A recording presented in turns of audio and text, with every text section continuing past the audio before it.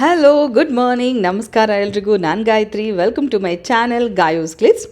ಸ್ವಲ್ಪ ಇಂಗ್ಲೀಷನ್ನು ಸಹಿಸ್ಕೊಳ್ಳಿ, ಆನಂತರ ನಾನೇ ಮಾತಾಡ್ತೀನಿ. ಇದು ಬಿಗ್ ಮಿಶ್ರಾ ಹೋಟೆಲ್, ಧಾರವಾಡ ಹತ್ರ ಹೈವೇಯಲ್ಲಿ ನಮ್ಗೆ ಸಿಕ್ಕಂಥ ಬ್ರೇಕ್ಫಾಸ್ಟ್ಗೆ ನಾವು ಸ್ಟಾಪ್ ತೊಗೊಂಡಂಥ hotel. Checking of raw materials, checking of inventory material, all has been done over there. Okay. Afterwards, it will comes to inside the factory side. Hmm. Here we receive the sugar cane. First of all, we check the which variety we are receiving and what is the bricks of sugar cane. Bricks major impacting on our final yield of product. So we are checking the bricks. It is matching our specification or not.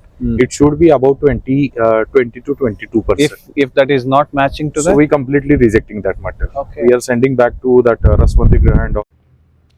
ಇಲ್ಲಿ ನೀವು ನೋಡ್ತಾ ಇರೋದು ಅಂದರೆ ಮಾತಾಡ್ತಾ ಇರೋದು manager Sanjay ಅವರು. ಅವರಿಗೆ ಕನ್ನಡ ಬರಲ್ಲ, ಹಿಂದಿ ಮತ್ತು ಇಂಗ್ಲೀಷ್ ಅಷ್ಟೇ. ಮೂಲತಃ ಮಹಾರಾಷ್ಟ್ರದವರು. ನಾವೆಲ್ಲಿ ಹೋಗಿದ್ದೀವಿ, ಯಾಕೆ ಹೋಗಿದ್ದೀವಿ, ನಿಮ್ಮೆಲ್ರಿಗೂ ಒಂದು ಪ್ರಶ್ನೆ ಇದ್ದೇ ಇರುತ್ತೆ. ಹೌದು, ನಾವೆಲ್ಲರೂ ಬೆಳಗಾವಿಗೆ ಹೋಗಿದ್ವಿ. ನಾನು, ಸತ್ಯ ಸರ್, ಜತಿಯಣ್ಣ, ನಮ್ಮ ಮನೆಯವರು 4 ಜನ. ಮುತಾಲಿಕ್ ಸರ್, ನಮ್ಮ ಅಭಯ್ ಮುತಾಲಿಕ್ ದೇಸಾಯಿ ಸರ್ ಇದಾರಲ್ಲ, ಅವರ ಮಗನ ಮದುವೆಗೆ ಅಂದರೆ ರಿಸೆಪ್ಷನ್ಗೆ ಹೋಗಿದ್ವಿ ಬೆಳಗಾವಿಗೆ. ಎಲ್ಲೇ ಹೋದರೂ ಜೊತೆಗೆ ಒಂದಷ್ಟು ಕೆಲಸ ಮಾಡ್ಕೊಂಬರೋದು ನಮ್ಮೆಲ್ಲರ ಒಂದು ಅಭ್ಯಾಸ. ಅದಕ್ಕೆ ತಕ್ಕಂತೆ ನಾವು ಬೆಲ್ಲ ಪ್ರೊಡಕ್ಷನ್, ನಮ್ಮ ಆರ್ಗ್ಯಾನಿಕ್ ಬೆಲ್ಲ ಪ್ರೊಡಕ್ಷನ್ ಆಗೋ ಜಾಗನ ನೋಡ್ಕೊಂಡು ಬರೋಣ ಅಂತ ಹೋಗಿದ್ವಿ. ಯೂಶಲಿ ಈಗ ಸುಮಾರು 10 ವರ್ಷಗಳಿಂದ ಫ್ರೆಶ್ ಆನಲ್ಲಿ ನಿಮಗೆ ಆರ್ಗ್ಯಾನಿಕ್ ಬೆಲ್ಲದ ಪುಡಿ, ಬೆಲ್ಲದ ಅಚ್ಚು ಸಿಕ್ಕತ್ತೆ. ಅದು ಇಲ್ಲಿಂದನೇ ಬರೋದು. ಯಾವ ರೀತಿ ಇಲ್ಲಿ ಪ್ರೊಡಕ್ಷನ್ ನಡೆಯುತ್ತೆ ಅಂತ ನಾವಿವತ್ತು ನೋಡೋಣ. ಪಾಪ ಅವರು ತುಂಬ ಚೆನ್ನಾಗಿ ಎಕ್ಸ್ಪ್ಲೇನ್ ಮಾಡಿದ್ರು, ಆದರೆ ಕಂಪ್ಲೀಟ್ಲಿ ಇಂಗ್ಲೀಷಲ್ಲಿ ಮಾಡ್ತಾ ಇದ್ದರಿಂದ ನಾನಿವಾಗ ವಾಯ್ಸ್ ಓವರ್ ಮಾಡ್ತಾಯಿದ್ದೀನಿ. ಇವ್ರದ್ದು ಮೂಲ ಗೊಬ್ಬರ, ಆರ್ಗ್ಯಾನಿಕ್ ಗೊಬ್ಬರನ ಇವರು ರೈತರಿಗೆ ಕೊಡ್ತಾರೆ. ಅದನ್ನೇ ಸಂಜಯ್ ಅವರು ಹೇಳ್ತಾ ಇರೋದು. ಆರ್ಗ್ಯಾನಿಕ್ ಗೊಬ್ಬರನ ರೈತರಿಗೆ ಕೊಟ್ಬಿಟ್ಟು ಅದರ ಬದಲಿಗೆ ಅವರು ಬೆಳೆಯೋವಂಥ ಕಬ್ಬನ್ನು ಇವರು ಕೊಂಡ್ಕೋತಾರೆ.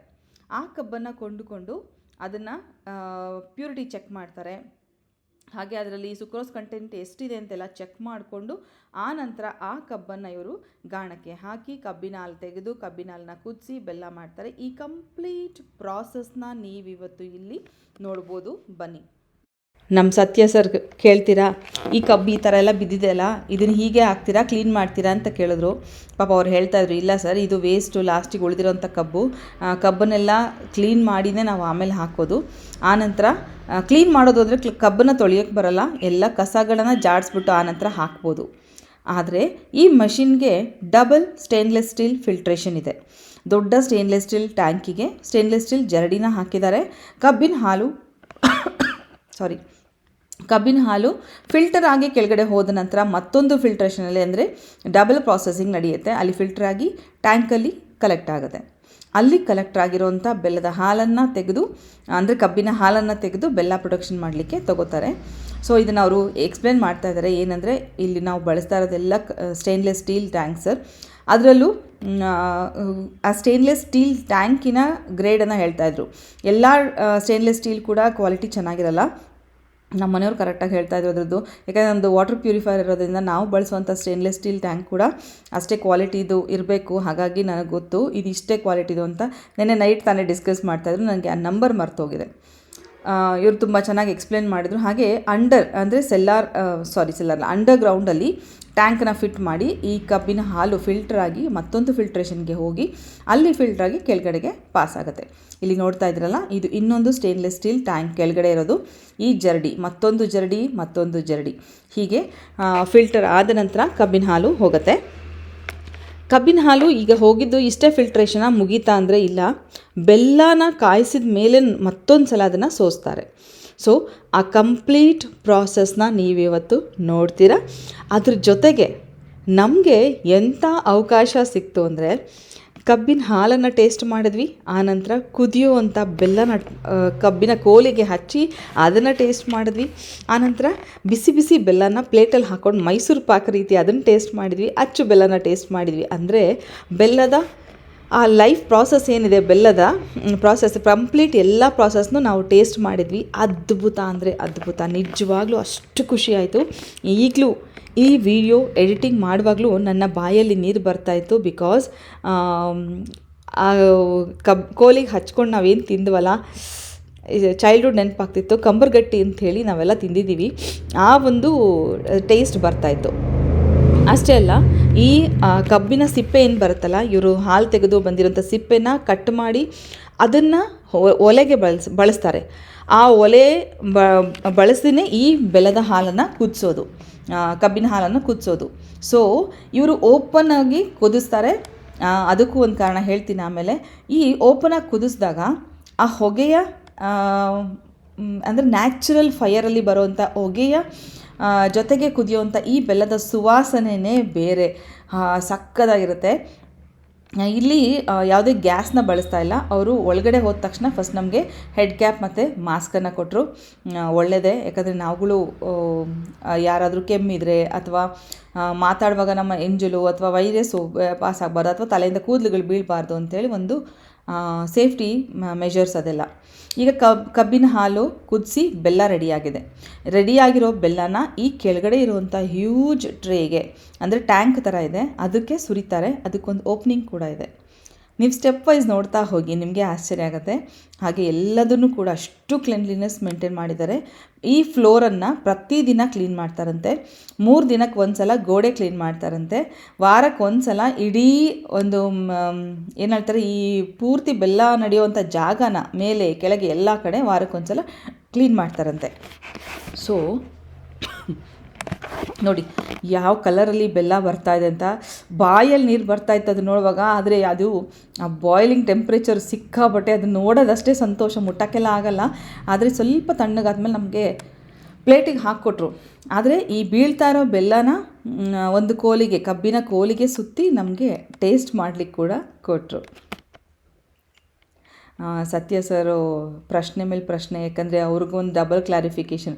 ನಾವೆಲ್ಲ ಹ್ಞೂ ಅಂದ ತಕ್ಷಣ ಸತ್ಯ ಸರ್ ಒಂದು ಡೌಟ್ ಇರುತ್ತೆ, ಅದೇ ಒಳ್ಳೇದು ಅಂತ ಅನ್ಕೋತೀವಿ. ಯಾಕಂದರೆ ನಮ್ಮ ತಲೆಗೆ ಬರ್ದಿರೋ ಪ್ರಶ್ನೆಗಳೆಲ್ಲ ಸರ್ಗೆ ಬರ್ತಾ ಇರುತ್ತೆ. ಅವ್ರು ಕೇಳಿ ಕ್ಲಾರಿಫೈ ಮಾಡಿಕೊಂಡು ಆನಂತರನೇ ಎಲ್ಲದನ್ನು ಅವರ ಫ್ರೆಶ್ ಆನಲ್ಲಿ ಇಟ್ಟಿರೋದು. ಇದಕ್ಕೆ ಈ ಬೆಲ್ಲದ ಒಂದು ಪ್ರೊಡಕ್ಷನ್ನೇ ಸಾಕ್ಷಿ ಅಂತ ಹೇಳ್ಬೋದು. ಎದುರುಗಡೆ ನೋಡಿದ್ರಲ್ಲ, ಹೆಣ್ಮಕ್ಳೆಲ್ಲ ಬೆಲ್ಲನ ತೆಗಿತಾಯಿದ್ರು. ಬೆಲ್ಲನ ಅಚ್ಚಿಗೆ ಹಾಕಲಿಕ್ಕೆ ಅದರದ್ದು ಬಟ್ಟೆನೇ ಬಳಸ್ತಾರೆ, ಕಾಟನ್ ಬಟ್ಟೆ. ಅದು ಕಾಟನ್ ಬಟ್ಟೆ ಎಂಥದ್ದಂದರೆ ಅದರಿಂದ ದಾರ ಹೊರಗಡೆ ಬರಬಾರ್ದು. ಲಿಂಟ್ಸ್ ನಾವೇನು ಕರಿತೀವಲ್ಲ, ಲಿಂಟ್ ಬರದೇ ಇರುವಂಥ ಬಟ್ಟೆನ ಮಾತ್ರ ಇದಕ್ಕೆ ಬಳಸೋದಂತೆ. ಅದನ್ನು ತೊಳೆದು ಒಂದು ಪ್ರಾಸೆಸಿಂಗ್ ಆದ ತಕ್ಷಣ ಆ ಬಟ್ಟೆನ ಕ್ಲೀನಾಗಿ ತೊಳ್ಕೊಂಡು ಬಂದು ಮತ್ತೆ ಆ ಬಕೆಟ್ಗಳಿಗೆ, ಅಂದರೆ ಆ ಮೌಲ್ಡ್ಗಳಿಗೆ ಹಾಕ್ತಾರೆ. ತೊಳೆದಿರೋಂಥ ಬಟ್ಟೆ, ಹಸಿ ಬಟ್ಟೆನ ಹಾಕ್ತಾರೆ. ಹಾಕಿರೋ ಅಂಥ ಹಸಿ ಬಟ್ಟೆ ಹಾಕಿದ ನಂತರ ಈ ಬೆಲ್ಲನ ಅದಕ್ಕೆ ತುಂಬ್ತಾ ಬರ್ತಾರೆ. ತುಂಬಿ ಒಣಗಲಿಕ್ಕೆ ಇಡ್ತಾರೆ. ಅದು ಸ್ವಲ್ಪ ಹೊತ್ತು ತಣ್ಣಗಾದ ನಂತರ ಮೌಲ್ಡಿಂದ ಅದನ್ನು ತೆಗೆದು ಹಾಗೆ ಗಾಳಿಗೆ ಬಿಡ್ತಾರೆ. ಈ ಪ್ರಾಸೆಸಿಂಗಲ್ಲಿ ಒಂದು ಚೂರು ನೀರಿನಂಶ ಇತ್ತು ಅಂದರೆ ಇಡೀ ಬೆಲ್ಲ ಪ್ಯಾಕ್ ಆಗಿ ನಮ್ಮ ಮನೆ ತಲುಪೋಷ್ಟರಲ್ಲಿ ಕರಗೋಗೋ ಚಾನ್ಸಸ್ ಇರುತ್ತೆ. ಸೊ ಪ್ರತಿ ಹೆಜ್ಜೆಯಲ್ಲೂ ಅಷ್ಟು ಕೇರ್ಫುಲ್ಲಾಗಿ ಮಾಡಬೇಕಾಗಿರುವಂಥ ಒಂದು ಕೆಲಸ. ಹಾಗೆ ಸಂಜಯ್ ಅವರು ಹೇಳ್ತಾಯಿದ್ರು, ನಾನು ಹುಟ್ಟಿ ಬೆಳೆದಿದ್ದು ಬೆಲ್ಲ ಮಾಡೋರ ಮನೆಯಲ್ಲಿ, ಹಾಗಾಗಿ ನನಗೆ ಇದು ಹೊಸ ಅನುಭವ ಅಲ್ಲ, ನನಗೆ ಚಿಕ್ಕಂದಿನಿಂದಲೂ ಇದರ ರುಚಿ ಗೊತ್ತು, ಇದರ ಪ್ರೊಸೆಸಿಂಗ್ ಗೊತ್ತು ಅಂತ. ಸೊ ಈ ಬೆಲ್ಲ ನೋಡ್ತಾ ಇದ್ರೆ ನಿಮಗೂ ಆಸೆ ಆಗ್ತಾಯಿದೆಯಾ ಟೇಸ್ಟ್ ಮಾಡಬೇಕು ಅಂತ? ಹೌದು, ನಿಜವಾಗ್ಲೂ ಇವಾಗ ನನಗೆ ಅಲ್ಲಿ ಎಲ್ಲದೂ ಟೇಸ್ಟ್ ಮಾಡಿದ್ವಿ, ಒಂದು ಕಂಟೆಂಟ್ ಅನಿಸ್ತು, ಅಂದರೆ ತೃಪ್ತಿ ಅನಿಸ್ತು. ಇವಾಗ ನೋಡುವಾಗ ಅರೆ ಅದೊಂಚೂರು ತಿನ್ನಬೇಕಿತ್ತು, ಇದೊಂಚೂರು ತಿನ್ನಬೇಕು ಅಂತ ಅನಿಸ್ತಾ ಇದೆ. ಅಷ್ಟು ಚೆನ್ನಾಗಿತ್ತು.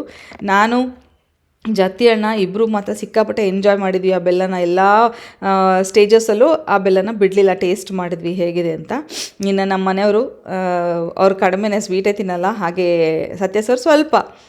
ಬಟ್ ನಾವಿಬ್ಬರು ಮಾತ್ರ ತಲೆನೇ ಕೆಡಿಸ್ಕೊಳ್ಳಿಲ್ಲ, ಅವ್ರು ಕೊಟ್ಟಿದ್ದೆಲ್ಲ ಅದನ್ನು ಟೇಸ್ಟ್ ಮಾಡಿದ್ವಿ. ಬಿಕಾಸ್ ಮತ್ತೆ ಈ ಒಂದು ಅವಕಾಶ ಸಿಗಲ್ಲ, ಬೇಕು ಅಂದರೂ ಹುಡ್ಕೊಂಡು ಹೋದರೂ ನಮಗೆ ಈ ಅವಕಾಶ ಮತ್ತೆ ಸಿಗಲ್ಲ. ನೋಡಿ, ಕಬ್ಬನ್ನು ತಂದರು, ಆ ಕಬ್ಬಿಗೆ ಆ ಬಿಸಿ ಬೆಲ್ಲನ ಸುತ್ತಿ ಕೊಟ್ಟಿದ್ದಾರೆ ನಮಗೆ. ಆ ಕಂಬರ್ಗಟ್ಟಿ ಟೇಸ್ಟ್ ಬರುತ್ತೆ, ಅದು ಪಾಕದ ಥರ. ಅದು ಹೆಂಗೆ ಗೊತ್ತಾ, ಕೈಯಲ್ಲಿ ಹಿಂಗೆ ತೆಗೆದು ತಿಂತಾ ಇದ್ರೆ ಹಲ್ಲಿಗೆಲ್ಲ ಅಂಟ್ಕೊಳ್ಳುತ್ತೆ. ರುಚಿನೇ ಬೇರೆ. ನೋಡ್ತಾ ಇದ್ದೀರಲ್ಲ, ಈಗ ಸತ್ಯ ಸರ್ ಎಕ್ಸ್ಪರಿಮೆಂಟ್ ಮಾಡ್ತಾರೆ. ಅವ್ರು ತುಂಬ ನಾಜೂಕಾಗಿ, ನೀಟಾಗಿ, ಡೀಸೆಂಟಾಗಿ ಸತ್ಯ ಸರ್ ತಿಂದರು. ನಾನು ಸಜ್ಜತ್ಯಣ್ಣ ಇಲ್ಲ, ತಲೆನೇ ಕೆಡಿಸ್ಕೊಳ್ಳಿಲ್ಲ ನಾವು. ಅದು ಹೆಂಗಾರು ಕಾಣಿಸ್ತೀವಿ, ನಾವು ತಿನ್ಬೇಕಷ್ಟೇ ಅಂತ ಚೆನ್ನಾಗಿ ಟೇಸ್ಟ್ ಮಾಡಿದ್ವಿ. ಅಂದರೆ ಆ ಕೋಲ್ಗಳು ನಾನು ಅಣ್ಣ ಚೆನ್ನಾಗಿ ತಿಂದ್ವಿ. ಹೇಳಿದ್ನಲ್ಲ, ಈ ಥರ ಒಂದು ಜಾಗಗಳಿಗೆ ಮಕ್ಕಳನ್ನು ಕರ್ಕೊಂಡು ಹೋಗಬೇಕು. ಇವರು ಮಕ್ಕಳನ್ನು ಕರೆಸಿ ಎಜುಕೇಟ್ ಮಾಡ್ತಾರಂತೆ. ಅಂದರೆ ಕಾಲೇಜ್ ಮಕ್ಕಳನ್ನು, ಸ್ಕೂಲ್ ಮಕ್ಕಳನ್ನು ಕರೆಸ್ಬಿಟ್ಟು ಇದನ್ನೆಲ್ಲ ತೋರಿಸ್ತಾರೆ, ಯಾವ ರೀತಿ ಪ್ರೊಸೆಸಿಂಗ್ ನಡೆಯುತ್ತೆ, ಎಷ್ಟು ಕ್ಲೆನ್ಲಿನೆಸ್ ಮೇಂಟೈನ್ ಮಾಡಿದ್ದಾರೆ ಎಲ್ಲದನ್ನು ತೋರಿಸ್ತಾರಂತೆ. ಹಾಗೆ ಮೇಲೆಲ್ಲ ಒಂದು ಸೊಳ್ಳೆ, ಒಂದು ನೊಣ, ಒಂದು ಇರುವೆನೂ ಬರದೇ ಇರೋ ರೀತಿಯಲ್ಲಿ ಕಂಪ್ಲೀಟ್ ಸೀಲ್ಡ್ ಆಗಿದೆ ಈ ಜಾಗ. ಎಲ್ಲಿಂದಲೂ ಕೂಡ ಎಲ್ಲ ಕಡೆ ಕಿಟಕಿಗಳಿಗೂ ಮೆಶ್ ಹಾಕಿದ್ದಾರೆ. ಎಲ್ಲಿಂದನೂ ಒಂದು ಚಿಕ್ಕ ಹುಳ ಕೂಡ ಒಳಗಡೆ ಬರಲಿಕ್ಕೆ ಸಾಧ್ಯನೇ ಇಲ್ಲ. ಹಾಗಾಗಿ ಓಪನ್ ಪ್ರಾಸೆಸಿಂಗಲ್ಲಿ ಇಲ್ಲಿ ಬೆಲ್ಲ ಪ್ರೊಡಕ್ಷನ್ ನಡೆಯುತ್ತೆ. ಇದು ತಿಂತಾ ಇದ್ದರೆ ಸಂಜೆ ಅವರು ನಮ್ಮನ್ನು ನೋಡಿ ಖುಷಿ ಪಡ್ತಾಯಿದ್ರು. ತುಂಬ ಒಳ್ಳೆಯ ಮನುಷ್ಯ. ಹಾಗೆ ಅವರ ಓನರ್ನ ಕೂಡ ಭೇಟಿ ಮಾಡೋಣ. ಬಟ್ ಅದು ನಾನು ನಿಮಗೆ ನಾಳೆ ತೋರಿಸ್ತೀನಿ. ಅಷ್ಟೇ ಅಲ್ಲ, ಬೆಲ್ಲದ ಪ್ಯೂರಿಟಿ ಹೇಗೆ ಚೆಕ್ ಮಾಡ್ತಾರೆ ಅಂತಲೂ ಕೂಡ ನಾಳೆ ನೋಡೋಣ. ಈ ಚಿಕ್ಕ ಮೋಲ್ಡ್ಸ್ ನಿಮಗೆಲ್ಲ ಗೊತ್ತು, ಚಿಕ್ಕ ಚಿಕ್ಕ ಅಚ್ಚು ಬರುತ್ತಲ್ಲ ಬೆಲ್ಲ, ಅದರದ್ದು ಮೋಲ್ಡ್ ಇದು. ತುಂಬ ಕಷ್ಟ, ಇದು ತುಂಬ ಟೈಮ್ ತೊಗೊಳುತ್ತೆ ಸರ್, ಜಾಸ್ತಿ ಇದನ್ನು ನಾವು ಮಾಡೋದೇ ಇಲ್ಲ ಅಂತ ಸಂಜಯ್ ಅವ್ರು ಹೇಳ್ತಾಯಿದ್ರು. ನಾನು ಅಂದ್ಕೊಳ್ತಾ ಇದ್ದೆ ಅವ್ರು ಮಾಡಿದರೆ ಸಂಕ್ರಾಂತಿಗೆ ಬರ್ತಿತ್ತಿದ್ದು ಅಂತ. ಇಲ್ಲ, ಅವರು ಮಾಡೋದು ಬಿಟ್ಟಿದ್ದಾರಂತೆ. ಹಾಗಾಗಿ ಆ ಮೋಡ್ಸ್ ಎಲ್ಲ ಕ್ಲೀನು ಮಾಡಿರಲಿಲ್ಲ, ತಂದು ತೋರಿಸ್ತಾಯಿದ್ರು ನಮಗೆ, ನೋಡಿ ಇದಿದೆ, ಬಟ್ ನಾವು ಮಾಡ್ತಾಯಿಲ್ಲ ಇವಾಗ, ತುಂಬ ಟೈಮ್ ತೊಗೊಳುತ್ತೆ ಅಂತ. ಹಾಗೆ ಇನ್ನು ಒಳಗಡೆ ಹೋದರೆ ಆಗಿರೋವಂಥ ಬೆಲ್ಲನ ಇವರು ಪ್ಯಾಕ್ ಮಾಡ್ತಾಯಿದ್ದಾರೆ. ಒಂದು ಅಂದರೆ ಕವರ್ಗೆ ಹಾಕಿದ್ರೆ ಎವಾಪ್ರೇಟ್ ಆಗಲ್ವಲ್ಲ, ಆ ರೀತಿ, ಅಂದರೆ ನೀರಿಗೆ ಯಾವುದೇ ರೀತಿ ಮಾಯಿಶ್ಚರ್ಗೆ ಹಾಳಾಗಬಾರ್ದು ಬೆಲ್ಲ ಅಂತ. ನನ್ನ ನೋಡಿ ನೀವು ನಗ್ಬೋದು, ಆದರೆ ನಿಜವಾಗ್ಲೂ ನಾನು ಎಂಜಾಯ್ ಮಾಡಿದ್ದೀನಿ. ಕಂಪ್ಲೀಟ್ ಕೈಯಲ್ಲಿ ತಿಂಡಿ ಕೊಟ್ಟು ವಿಡಿಯೋ ಮಾಡ್ತಾ ಇರೋದು ಇದೇ ಮೊದಲನೇ ಬಾರಿ ಅಂದ್ಕೋಬೋದು. ಈಗ ನೋಡಿ ಹಾಕಿದಾರಲ್ಲ, ಇದನ್ನು ಸ್ವಲ್ಪ ಹೊತ್ತು ಮೀಡಿಯಮಾಗಿ ತಣ್ಣಗಾಗಬೇಕು. ಅದು ಆ ಮೀಡಿಯಮಾಗಿ ತಣ್ಣಗಾಗೋವರೆಗೂ ಈ ರೀತಿ ಅದನ್ನು ಬೆರೆಸ್ತಾ ಇರ್ತಾರೆ. ಅಷ್ಟರಲ್ಲಿ ಸ್ವಲ್ಪ ತಣ್ಣಗಾಯಿತು ಅಂದ ತಕ್ಷಣ ಇಮ್ಮಿಡಿಯೇಟ್ಲಿ ಅದನ್ನು ಪ್ಯಾಕ್, ಅಂದರೆ ಮೌಲ್ಡಿಗೆ ತುಂಬಲಿಕ್ಕೆ ಸ್ಟಾರ್ಟ್ ಮಾಡ್ತಾರೆ. ಯಾವ ರೀತಿ ಮಾಡ್ತಾರೆ ನೀವೀಗ ಆ ಪ್ರೋಸೆಸ್ ಕೂಡ ನೋಡ್ತೀರ. ನಾವು ಮನೇಲಿ ಕೂತ್ಕೊಂಡು ಬೆಲ್ಲ ತೊಗೊಳ್ಳುವಾಗ ಅಂತೀವಿ ಇದಕ್ಕೆ ಇಷ್ಟು ರೇಟಾ, ಅದಕ್ಕೆ ಅಷ್ಟು ರೇಟಾ ಅಂತ ಹೇಳೋದು ಸುಲಭ. ಇದ್ರ ಹಿಂದೆ ಎಷ್ಟು ಜನರ ಶ್ರಮ ಇರುತ್ತೆ, ಎಷ್ಟು ಕಷ್ಟ ಇರುತ್ತೆ ಅನ್ನೋದು, ಎಷ್ಟು ವಸ್ತುಗಳನ್ನು ಬಳಸಿ ಮಾಡ್ತಾರೆ ಅನ್ನೋದು ನೀವೇ ನೋಡ್ಬೋದು. ಕಂಪ್ಲೀಟ್ ಪ್ಯಾಕ್ ಆಗಿದೆ, ಎಲ್ಲೂ ಕೂಡ ಬಿಟ್ಟಿಲ್ಲ, ಎಲ್ಲ ರೆಕಾರ್ಡ್ ಮಾಡ್ಕೊಂಡಿದ್ದೀವಿ ನಾವು, ಬಿಕಾಸ್ ಒಂದು ಸಾಕ್ಷಿ ನಿಮಗೂ ಗೊತ್ತಾಗಲಿ ಅಂತ. ನೋಡಿ ಈಗ ರೆಡಿ ಆಗ್ತಾಯಿದೆ. ಇದು ಸ್ವಲ್ಪ ತಣ್ಣಗಾದ ತಕ್ಷಣ ಒಂದು ಮೈಸೂರು ಪಾಕ್ ಹದಕ್ಕೆ ಬರುತ್ತೆ. ಆ ಮೈಸೂರು ಪಾಕ್, ತೆಳುವಾದ ಮೈಸೂರು ಪಾಕ್ ಹದಕ್ಕೆ ಬಂದ ತಕ್ಷಣ ಅದನ್ನು ಮೌಲ್ಡಿಗೆ ತುಂಬಲಿಕ್ಕೆ ಸ್ಟಾರ್ಟ್ ಮಾಡ್ತಾರೆ. ಇದು ನೋಡ್ತಾ ಇದ್ದರೆ ಎಷ್ಟು ಜನಕ್ಕೆ ಆಸೆ ಆಗ್ತಾಯಿದೆ ಟೇಸ್ಟ್ ಮಾಡಬೇಕಂತ, ನಿಜ ಕಮೆಂಟ್ ಮಾಡಿ ತಿಳಿಸಿ.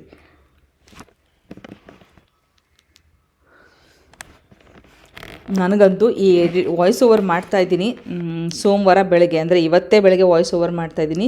ನಿದ್ದೆ ಎಳಿತಾ ಇದೆ ಯಾಕೋ ಗೊತ್ತಿಲ್ಲ. 3 ಗಂಟೆಗೆ ಎದ್ದಿದ್ದು, ಪೂಜೆ ಎಲ್ಲ ಮುಗಿಸಿ ಆಲ್ಮೋಸ್ಟ್ ಎಲ್ಲ ಮುಗೀತು ಕೆಲಸ. ಬ್ರೇಕ್ಫಾಸ್ಟ್ ರೆಡಿ ಇದೆ, ತಿನ್ನಬೇಕು ಅಷ್ಟೇ. ಒಂಚೂರು ವಾಯ್ಸ್ ಓವರ್ ಮುಗಿಸ್ಬೇಡ ಅಂದ್ಕೊಂಡು ಕೂತ್ಕೊಂಡೆ. ನಿದ್ರೆ ಎಳಿತಾ ಇದೆ ನನಗೆ. ಇಲ್ಲಿ ನೋಡ್ತಾರಲ್ಲ, ಈಗ ಒಂದು ಮೈಸೂರು ಪಾಕ್ ಹದಕ್ಕೆ ಬರ್ತಾ ಹಾಗೆ ಇವ್ರೇನು ಗೊತ್ತಾ, ರೈತರಿಗೆ ಕರೆಸ್ಬಿಟ್ಟು ರೈತರಿಗೂ ಕೂಡ ಅವೇರ್ನೆಸ್ ಕ್ರಿಯೇಟ್ ಮಾಡ್ತಾ ಇದ್ದಾರೆ. ಆರ್ಗ್ಯಾನಿಕ್ ಅಂದರೆ ಸಾವಯವ ಕೃಷಿನ ಯಾವ ರೀತಿ ಮಾಡಬೇಕು, ಎಷ್ಟು ಅಂದರೆ ನಮ್ಮ ಸೊಸೈಟಿಗೆ ಅಥವಾ ನಮ್ಮ ಪರಿಸರಕ್ಕೆ ಎಷ್ಟು ಅವಶ್ಯಕ ಅದು ಅನ್ನೋದ್ರ ಬಗ್ಗೆ ಎಜುಕೇಟ್ ಮಾಡ್ತಾ ಇದ್ದಾರೆ. ಆ ಮಾತುಗಳೆಲ್ಲ ಕೇಳಿದಾಗ ತುಂಬ ಖುಷಿಯಾಯಿತು. ಅಪಾರ್ಟ್ ಫ್ರಮ್ ಬೆಲ್ಲದ ವಿಚಾರ ಬಿಟ್ಟರೆ ಈ ಒಂದು ಸೋಷಿಯಲ್ ಅವೇರ್ನೆಸ್ ಕ್ರಿಯೇಟ್ ಮಾಡ್ತಾ ಇದ್ದಾರಲ್ಲ, ಅದು ತುಂಬ ಖುಷಿಯಾಯಿತು. ಈ ಕಂಪನಿಯಿಂದ ರೈತರಿಗೆ ರಾಸಾಯನಿಕ ಮುಕ್ತವಾದ ಗೊಬ್ಬರನ ತಲುಪಿಸ್ತಾ ಇದ್ದಾರೆ. ಆ ಗೊಬ್ಬರನ ತೊಗೊಂಡ ಮೇಲೆ ಆ ರೈತರು ಬೆಳೆಯುವಂಥ ಕಬ್ಬನ್ನು ಇವರೇ ಕೊಂಡುಕೊಂಡು ಬೆಲ್ಲನ ಪ್ರೊಡಕ್ಷನ್ ಮಾಡ್ತಿದ್ದಾರೆ. ಚೆನ್ನಾಗಿದೆ ಅಲ್ವಾ? ಅವರು ಪ್ರೊಡ್ಯೂಸ್ ಮಾಡಿದ್ಮೇಲೆ ಎಲ್ಲಿ ಹೋಗಿ ಮಾರಬೇಕು ಅನ್ನೋ ಚಿಂತೆ ಅವ್ರಿಗೂ ಇಲ್ಲ. ಇವ್ರಿಗೂ ಕೂಡ ಒಂದು ಸೋರ್ಸ್ ಆಫ್ ಇನ್ಕಮ್ಮಿಗೆ ಒಂದು ದಾರಿ ಇವರೇ ಮಾಡ್ಕೊಳ್ತಾ ಇದ್ದಾರೆ. ಸಖತ್ತಾಗ ಒಳ್ಳೆ ಐಡಿಯಾ ಅನಿಸ್ತು ನಮಗೆ. ಈ ಥಾಟ್ ಚೆನ್ನಾಗಿದೆ. ಸಮಾಜಕ್ಕೆ ಒಳ್ಳೆಯದನ್ನು ಕೊಡ್ತಾ ಇದ್ದೀವಿ, ಜೊತೆಗೆ ನಮ್ಮ ದುಡಿಮೆನೂ ಆಗ್ತಾಯಿದೆ ಅಂತ ನಾನು ಇದನ್ನೇ ಹೇಳೋದು. ನನಗೆ ತುಂಬ ಜನ ಕೇಳ್ತಾ ಇರ್ತಾರೆ ಹೆಣ್ಮಕ್ಳು, ಮೇಡಮ್ ಏನಾದರೂ ಐಡಿಯಾ ಕೊಡಿ, ನಾವೇನು ಬಿಸ್ನೆಸ್ ಮಾಡ್ಬೋದು, ಒಂದು ಐಡಿಯಾ ಕೊಡಿ ಅಂತ. ಆದರೆ ನಾವು ಮಾಡೋ ಕೆಲಸದಿಂದ ಸಮಾಜಕ್ಕೆ ಏನು ಒಳ್ಳೆಯದಾಗ್ತಾಯಿದೆ ಅಂತ ಅಷ್ಟು ಯೋಚನೆ ಮಾಡಿಬಿಟ್ರೆ ನೀವು ಅರ್ಧ ಕೆಲಸ ಮಾಡ್ದಂಗೆ. ನೋಡಿ, ಈ ಪ್ಲೇಟಿಗೆ ಹಾಕಿ ನಮಗೆ ಕೊಡ್ತಾ ಇದ್ದಾರೆ. ಇದು ಕೈಯಲ್ಲಿ ಒಂದು ಬೆಲ್ಲದ ಕಡ್ಡಿ, ಈ ಕಡೆ ಮೈಸೂರು ಪಾಕ್ ಥರದ ಬೆಲ್ಲ. 1 ವಾರಕ್ಕೆ ಆಗೋಷ್ಟು ಬೆಲ್ಲನ ಅವತ್ತು ತಿಂದಿದ್ದೀವಿ ಅನ್ಕೋತೀನಿ ನಾನು. ಅಷ್ಟು ಸ್ವೀಟ್ ತಿಂದ್ಬಿಟ್ಟಿದ್ದೀವಿ ನೋಡಿ ಎಷ್ಟು ಚೆನ್ನಾಗಿ ತುಂಬ್ತಾರೆ.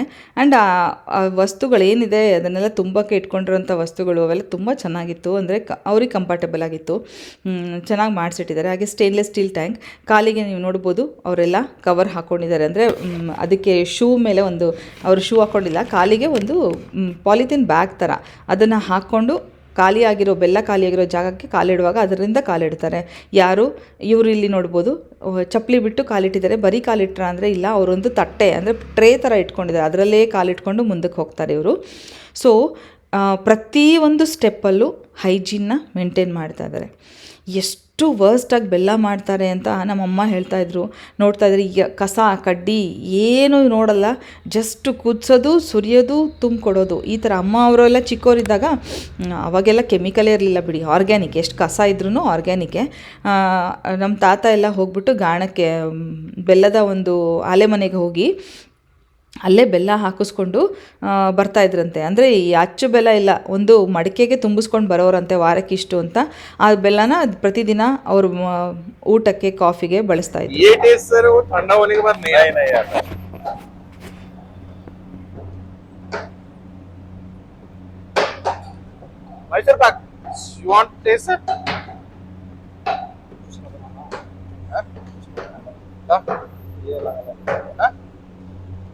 ज्यूस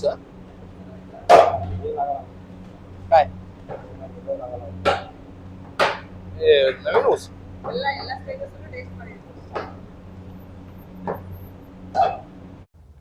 ಕೇಳಿಸ್ಕೊಂಡ್ರಲ್ಲ, ನಾನು ವಾಯ್ಸ್ ಓವರ್ ಮಾಡಿಲ್ಲ ಅಂದರೆ ನಿಜವಾಗ್ಲೂ ನಿಮಗೇನು ಅರ್ಥನೇ ಆಗಲ್ಲ.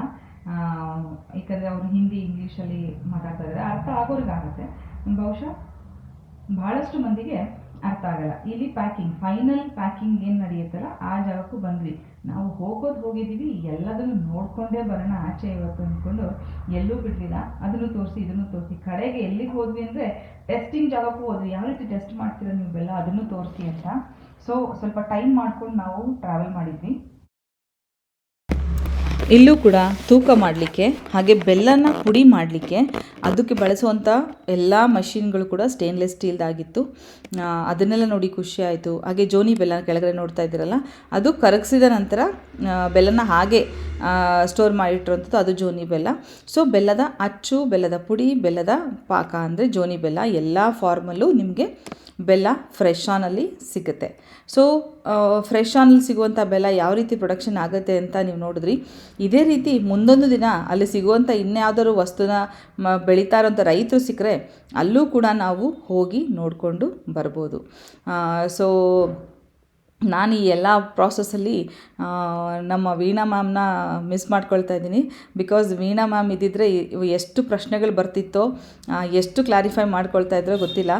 ಯಾಕಂದರೆ ನಾನು ಅವರಿಂದನೇ ತುಂಬ ಕಲ್ತಿರೋದ್ರಿಂದ ನನ್ನ ಮನಸ್ಸು ಅನಿಸ್ತಾ ಇತ್ತು ಆ ಕ್ಷಣದಲ್ಲಿ, ಅಯ್ಯೋ ಮೇಡಮ್ ಇರಬೇಕಿತ್ತಲ್ವಾ ಅಂತ. Miss you ma'am. ಈ ಥರ ಜಾಗಗಳಿಗೆ ಹೋದಾಗ ನಿಮ್ಮನ್ನು ತುಂಬ ಮಿಸ್ ಮಾಡ್ಕೊಳ್ತೀನಿ ನಾನು. ಹಾಗೆ ಇಲ್ಲಿ ಪೌಡರ್ ಆಗೋವಂಥ ಜಾಗ ಅವರು ಪ್ರತಿಯೊಂದು ತೋರಿಸಿದ್ರು ಪಾಪ. ಏನಂದರೆ ನಾವು ಯಾವುದೇ ಪ್ಲ್ಯಾನ್ಡ್ ಇರಲಿಲ್ಲ, ಸಡನ್ ವಿಸಿಟ್ ಕೊಟ್ಟಿದ್ದರಿಂದ ತುಂಬ ಅದನ್ನೆಲ್ಲ ನೋಡಿ ಖುಷಿ ಆಯಿತು. ಪ್ಲ್ಯಾಂಡ್ ಆಗಿದ್ದರೆ ಬಿಡು ನಾವು ಬರ್ತೀವಂತೇನೋ ಮಾಡಿದ್ದಾರೆ ಅಂತ ಅನ್ಕೋಬೋದಿತ್ತು. ಬೆಳಗಾವಿಗೆ ಹೋಗೋದೇ ನಿಜ, ಇದೆಲ್ಲ ನೋಡ್ಕೊಂಡು ಬರಬೇಕಂತ ಡಿಸೈಡ್ ಮಾಡ್ಕೊಂಡೇ ಹೋಗಿದ್ವಿ. ಸೊ ರಿಸೆಪ್ಷನ್ ಇದ್ದಿದ್ದು ಸಂಜೆ 7 ಗಂಟೆಗೆ. ಅಗ್ನಿಹೋತ್ರ ಕೂಡ ಸರ್ ಮಾಡ್ತೀನಿ ಅಂತ ಹೇಳಿದ್ರಿಂದ ಅಗ್ನಿಹೋತ್ರಕ್ಕೆ ನಾವು ಅಟೆಂಡ್ ಆಗಬೇಕು ಅಂತ ಡಿಸೈಡ್ ಮಾಡ್ಕೊಂಡಿದ್ವಿ.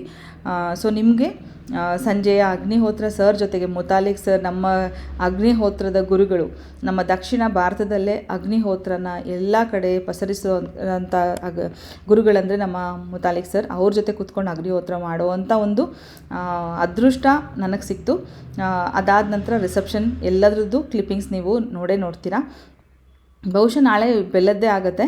ಯಾಕಂದರೆ ಟೆಸ್ಟಿಂಗ್ ಎಲ್ಲ ಹೇಗೆ, ಅವರ ಓನರ್ ಏನು ಮಾತಾಡಿದ್ರು, ಅವರ ಧ್ಯೇಯಗಳೇನು, ಅದೆಲ್ಲದ್ರ ಬಗ್ಗೆ ನಾವು ನಾಳೆ ನೋಡೋಣ. ಇಷ್ಟೆಲ್ಲ ಆಯಿತು, ಆಚೆ ಬರ್ತಾಯಿದ್ವಿ, ಮೆಷಿನ್ ರನ್ ಆಗ್ತಾ ಇರಲಿಲ್ಲ ಆವಾಗಲೇ. ಸೊ ನಾವು ಹೇಳಿದ್ವಿ ಎಲ್ಲ ಕೊಟ್ರಿ, ಕಬ್ಬಿನ ಹಾಲು ಒಂದು ಕೊಟ್ಬಿಟ್ಟಿದ್ರೆ ನಾವು ಎಲ್ಲದನ್ನೂ ಟೇಸ್ಟ್ ಮಾಡ್ದಂಗೆ ಆಯಿತು, ಹೆಂಗೆ ಬರುತ್ತೆ ಅಂತ ನೋಡ್ಬೋದಿತ್ತು ಅಂತ. ನಾನು ನೋಡಿ ಕ್ಯಾಮ್ರಾ ಇರೋದು ಗೊತ್ತಿಲ್ಲ, ಸುಮ್ಮನೆ ತಿಂತಾಯಿದ್ದೆ. ಆಮೇಲೆ ನಮ್ಮ ಮನೆಯವ್ರು ರೆಕಾರ್ಡ್ ಮಾಡ್ತಾಯಿದ್ರು, ಮಾಡ್ಕೊಳ್ಳಿ ಅಂತೇಳಿ ನಾನು ಸ್ಟಾಪ್ ಮಾಡಿಲ್ಲ. ಬಿಕಾಸ್ ನಾವಾಗೇ ಇರಬೇಕಲ್ಲ, ಎಲ್ಲೂ ಆ್ಯಕ್ಟ್ ಮಾಡೋಕ್ಕಾಗಲ್ಲ. ಎಷ್ಟೊಂದು ಆ್ಯಕ್ಟ್ ಮಾಡೋಕ್ಕಾಗತ್ತೆ ಮಾಡಬೇಕು ಅಂತಂದರೆ ಅಲ್ವಾ. ನಾನು ಅಣ್ಣ ಮಾತ್ರ ನಿಜವಾಗ್ಲೂ ಸರಿಗೆ ಎಂಜಾಯ್ ಮಾಡಿದ್ದೀವಿ ಕಬ್ಬನ್ನು.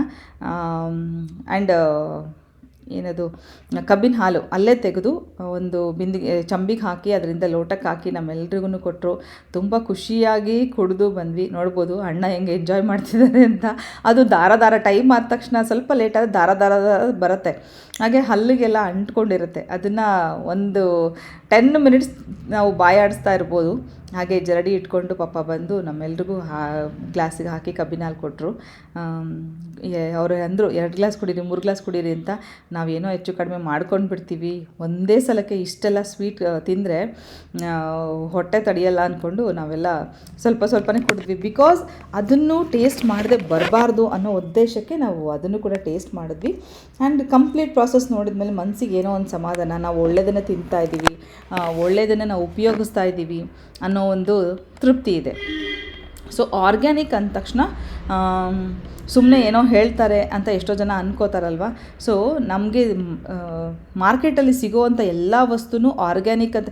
ಈಗ ಎಕ್ಸಾಂಪಲ್ ಒಂದು ಅಮೆಝಾನ್ ಆ್ಯಪಿಗೆ ಹೋಗ್ಬಿಟ್ಟು ಆರ್ಗ್ಯಾನಿಕ್ ಅಂತ ಟೈಪ್ ಮಾಡಿ 101 ವಸ್ತುಗಳು ಬರುತ್ತೆ ಅಲ್ಲಿ. ಅದೆಲ್ಲದು ಸೂಕ್ತವಾಗಿದೆಯಾ ಅಥವಾ ಸರಿಯಾಗಿ ಪ್ರೊಸೆಸಿಂಗ್ ನಡೆದಿದೆಯಾ ಅಥವಾ ನಿಜವಾಗ್ಲೂ ಆರ್ಗ್ಯಾನಿಕ್ಕಾ ಅನ್ನೋ ಪ್ರಶ್ನೆ ಬರಬೇಕು ಮನಸ್ಸಲ್ಲಿ. ಅದಕ್ಕೆ ನಾನು ಹೇಳೋದು, ನನಗೆ ತುಂಬ ಹೆಮ್ಮೆ ಇದೆ ನನ್ನ ಗಾಯೂಸ್ ಗ್ಲಿಟ್ಸ್ ಫ್ಯಾಮಿಲಿಯ ಬಗ್ಗೆ. ತುಂಬ ಹೆಮ್ಮೆ ಇದೆ. ಯಾಕೆ ಅಂದರೆ ಪ್ರತಿಯೊಬ್ಬರೂ ಸಮಾಜಕ್ಕೆ ಒಳ್ಳೆಯದನ್ನೇ ಕೊಡಬೇಕು ಅಂತ ಅಷ್ಟು ಶ್ರಮ ವಹಿಸ್ತಾ ಇದ್ದಾರೆ. ನಮ್ಮ ಏನು ಹೇಳ್ತಾರೆ, ಬರೀ ಅಡುಗೆ ಬಗ್ಗೆ ಮಾತಾಡ್ತಾ ಇಲ್ಲ, ರೇಷ್ಮೆ ಸೀರೆ ನೇಯೋ ಅಂತ ನಮ್ಮ ಮಂಚಿಸರಿಂದ ಹಿಡ್ಕೊಂಡು ಸಂಗೀತ ತನಕನೂ, ಹಾಗೆ ನಮ್ಮ ನೀಲಿಕಲಾಯಿಂದ ಹಿಡಿದು ಹರಿಪ್ರಿಯಾವರೆಗೂ ಪ್ರತಿಯೊಬ್ಬರು ಎಷ್ಟು ಶ್ರಮ ವಹಿಸ್ತಾ ಇದ್ದಾರೆ ಅಂದರೆ, ಹಾಕೋ ವಸ್ತು ಸ್ವಲ್ಪ ದುಬಾರಿ ಆದ್ರೂ ಪರವಾಗಿಲ್ಲ, ಒಳ್ಳೆಯದನ್ನೇ ಕೊಡಬೇಕು ಅಂತ.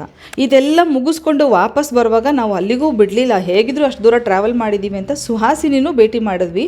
ಅಂದರೆ ಆರ್ಗ್ಯಾನಿಕ್ ರೈತರಲ್ವ ಸುಹಾಸಿನಿಯವರ ಯಜಮಾನರು. ಸೊ ಹೋಗಿ ನೋಡೋಣ, ಹೊಲನೇ ನೋಡಿಬಿಡೋಣ ಅಂದ್ಕೊಂಡು ಹೋದ್ವಿ.